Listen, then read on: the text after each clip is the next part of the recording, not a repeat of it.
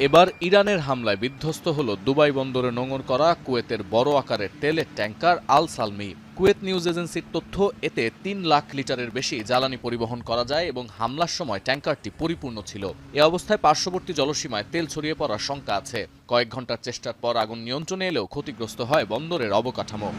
এছাড়াও সৌদি আরবের রিয়াদ, আমিরাতের দুবাই ও বাহরাইনে হামলা অব্যাহত রেখেছে আইআরজিসি। ইরাকের মার্কিন ঘাঁটিতে ৫ দফা হামলার দায় স্বীকার করেছে ইরান সমর্থিত সশস্ত্র গোষ্ঠী। সোমবার মধ্যরাতে হামলা হয়েছে ইসরায়েলের তেল আবিব ও পশ্চিম তীরেও।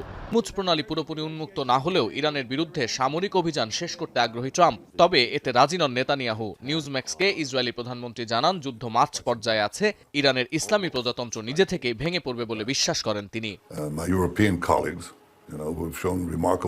তবে ইরানের পররাষ্ট্র দপ্তর সাফ জানিয়েছে, সংঘাত বন্ধের অনুরোধ ও একগুচ্ছ প্রস্তাব এলেও ওয়াশিংটনের সঙ্গে সরাসরি তেহরানের কোনো আলোচনা হয়নি। তবে এসবের মধ্যেই হরমুজ প্রণালীতে টোল আদায়ের পরিকল্পনায় অনুমোদন দিয়েছে ইরানের পার্লামেন্ট।